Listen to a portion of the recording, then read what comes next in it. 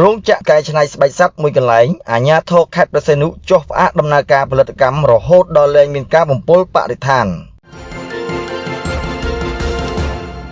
នៅព្រឹកថ្ងៃទី22ខែតុលាឆ្នាំ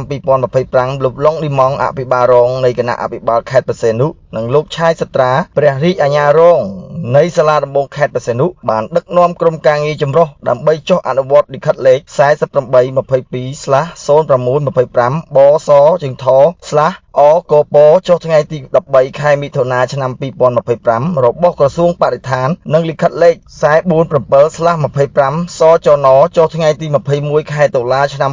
2025របស់រដ្ឋបាលខេត្តព្រះសីហនុដែលសម្រេចផ្អាកដំណើរការផលិតកម្មរបស់ក្រុមហ៊ុនគូប៊ុន Cambodia by Technology Co Ltd ក្នុងឃុំសាមគ្គីស្រុកព្រៃនប់ខេត្តព្រះសីហនុលោកឡុងលីម៉ង់អភិបាលរងខេត្តព្រះសីហនុបានបញ្ជាក់ថាក្រុមហ៊ុនគូប៊ុន Cambodia by Technology ជាក្រុមហ៊ុនកែច្នៃស្បែកសត្វនៅក្នុងស្រុកព្រៃនប់ខេត្តព្រះសីហនុដែលរោងចក្រក្រុមហ៊ុននេះបានបំពុលបរិស្ថានធ្វើឲ្យប៉ះពាល់ដល់ជីវៈចម្រុះជុំវិញតំបន់កន្លងមកក្រសួងបរិស្ថាននិងរដ្ឋបាលខេត្តព្រះសីហនុធ្លាប់បានធ្វើការណែនាំឲ្យកែតម្រូវនិងធ្វើការផាកពិន័យជាច្រើនលើកច្រើនសារមកហើយតែក្រុមហ៊ុននៅមិនមានការកែតម្រូវដូច្នេះការផ្អាកដំណើរការផលិតកម្មរោងចក្រនេះគឺដើម្បីបញ្ឈប់រាល់សកម្មភាពដែលអាចឈានទៅដល់ការបំពុលបរិស្ថានបន្ថែមទៀតហើយសង្វាក់ផលិតកម្មទាំងមូលនឹងត្រូវផ្អាករហូតដល់មានការកែតម្រូវឲ្យមានស្របតាមបច្ចេកទេសស្តង់ដារក្នុងបេសកកម្មនេះតំណាងក្រុមហ៊ុនបានចូលរួមអនុវត្តតាមសេចក្តីសម្រេចជូនដំណឹងរបស់រដ្ឋបាលខេត្តព្រះសីហនុដើម្បីរៀបចំស្ដារប្រព័ន្ធលូនិងអាងប្រព្រឹត្តកម្ម